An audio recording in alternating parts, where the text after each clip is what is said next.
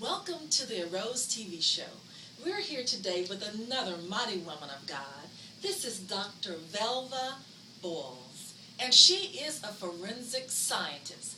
Now, her consulting firm is called Epiphany Enterprises. That's the name that she operates under. So we're going to hear her story this morning. Welcome, Dr. Boles. Thank you very much. Well, good. I'm so glad you had this opportunity to come and meet with us today. Can you tell our audience, basically, I know you're a physician. How many years were you a physician? Well, I actually completed my training in 1989. So as a physician, it's 21 years. For clinical work, which is a little different, you can get your MD and not do clinical work. Right. In my case, I did research work for 3.5 years before going into a residency. The residency was here in Louisiana, and that's why I'm in Louisiana. My original training was in Pittsburgh, Pennsylvania. The research training that I did was in forensic pathology, and it also has some gene regulation, which would be more molecular biology. That was at Colorado State in Fort Collins, Colorado.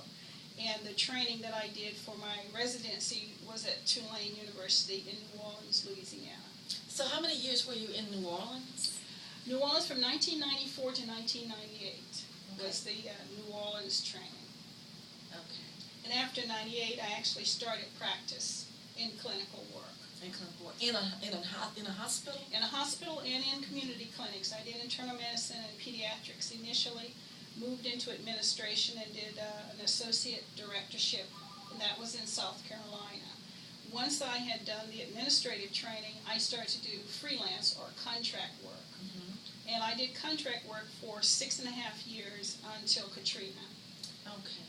Now, did you always know you wanted to be a doctor? Absolutely not. I've actually had a rather circuitous route. I tell people when I mentor, I don't recommend how I did it, but I've enjoyed the journey. I actually, after my initial undergraduate training at North Carolina State University, I went to Africa. You did? I taught school in Africa. Oh, my goodness. That is one place I've always wanted to go. Well, I went to Liberia, West Africa. I was in Monrovia, Kakata, Tubmanburg. I taught chemistry and geography. When I returned to the United States, I was recruited by Westinghouse. And at Westinghouse, I first was a research scientist. I worked with the Navy, naval reactors. I was aboard the Nimitz, which is an interesting thing, CVN 68. And I also worked with submarines, the Skipjack and the Queenfish. My primary job at that time was chemistry. And I took a master's degree from Duquesne University in chemistry while in Pittsburgh. And thoroughly enjoyed working with the naval personnel. Then became an alternate energy person. I was a marketer for about 2 years doing windmills, photovoltaics, and nickel iron batteries. Well, I heard you say windmills. That's an energy source That is an energy source. is now made popular because they're trying to do green energy. I listened to President Obama actually talk about we need to get back active. Photovoltaics has slowly grown into a very domestic use. In fact, a number of people use it to heat swimming pools. If you're driving along I-10, you'll see these little panels off to the side of the road. Those are photovoltaics.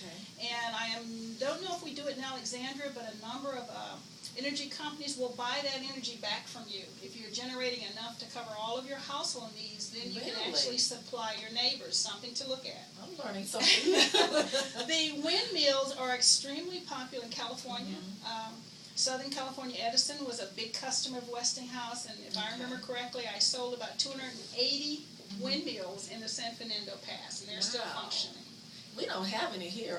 I haven't seen anything in this area. Have not. Now, farmers have exploited the wind for centuries.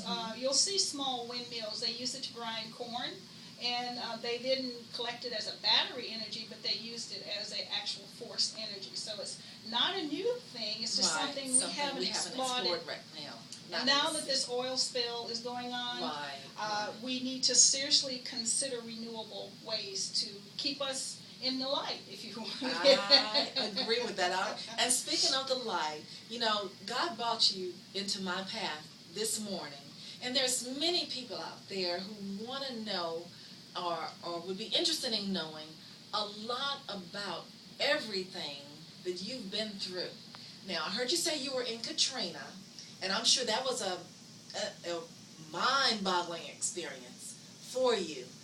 So how did your thoughts of being in Katrina and knowing medicine, and I know you're a woman who wants to help people get through those kind of situations, but that was a real emergency. Well, that's a complex question, and it deserves a genuine, heartfelt answer. Components, how did Katrina affect me? First, it took the clinic I was working in, so I didn't have a job. It closed down Louisiana Medical Board, so I didn't have access to records. My house was flooded and black mold grew in it, so I didn't have a home. Oh, my goodness. So I had a car, and I had emergency or mandatory evacuation. So they put me on what was called the country queue flow, meaning you can't get off the interstate because you're flowing in the opposite of natural direction. So it took 13 hours from New Orleans to Houston. And when I arrived in the parking lot the Tuesday morning after Katrina had hit, because I actually left late Sunday, there were signs saying no rooms. And if you sat in your car, people came and knocked on the window and said, you can't stay here. So it was one of the most debilitating feelings I've ever had. And the ironic thing is, as a child, my parents were very religious, and we were introduced to God very early, baptized before I was 10 years old. And we were taught about God and what God's gifts are. And I was in a terrible state of understanding, how could this happen? You know, I'm trying to do everything right. And where I drew strength was where I had always been most rebellious, and that's the book of Job. I used to question every opportunity. How can a good man have so much wrath, allowed? Exactly. And at that time, I kept identifying with it, saying, okay, I know I didn't do anything wrong. I've tried to be the best I can be. I followed the rules. Now, how is this my penalty? And if I've learned anything in the last 5 years, I don't see it as punishment anymore. I see it as a process. That sometimes you have to experience a thing to understand it. And because I am compassionate in medicine, and my desire is to help people, you can't always help a person that you can't get to where they are. And I didn't understand that expression. But when someone tells me a hardship, or pain, or difficult place, I know that place. I've been in that place. That's what I think our tests are for. There is a purpose behind everything, and we may not realize it when we're going through it, but once we get through it, we realize how God can turn that around and use it for another person's benefit. Absolutely. So you're one of those people. I feel like what happened had to happen for me to become the person I am. Exactly. There's sometimes a way in which you choose a route, you do it as an exit, and you do it on the run. And I found my way to Alexandria, and one of the safest places was a home church, and I was able to find that in St. Matthew's Baptist Church, and the ministry there, and certainly the minister there. And the first thing that I knew when the change was coming, when I knew I'd arrived, it was an announcement I had in casual conversation that the pastor overheard. He came to me with great emotion, and I was struck by his emotion because I was telling someone, they said, how are you? I said, well, financially I'm still ruined, but one thing I can announce, I said, I am now becoming spiritually healed. Exactly. And he heard that and came forth and said, I am so happy to hear you say that. And I didn't get the gravity of the meaning of what I was saying until I saw his joy in hearing what I was saying.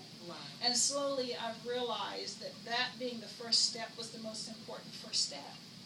For the rest of your life. You can't help others. You can't. If you can't identify who you are and whose you are. And I had to stop being angry. And I had to stop questioning and receiving no answers and being angry because the answers weren't there. And I kept searching for, quite literally, what wasn't forthcoming. The answer was the experience. And the necessity was my life. And I'm not completely on the other side of it, but I certainly have a better feeling for what's happening. And every day is a good day. Every experience is welcome. Because, girl, you are alive and a living testimony for all of us to hear.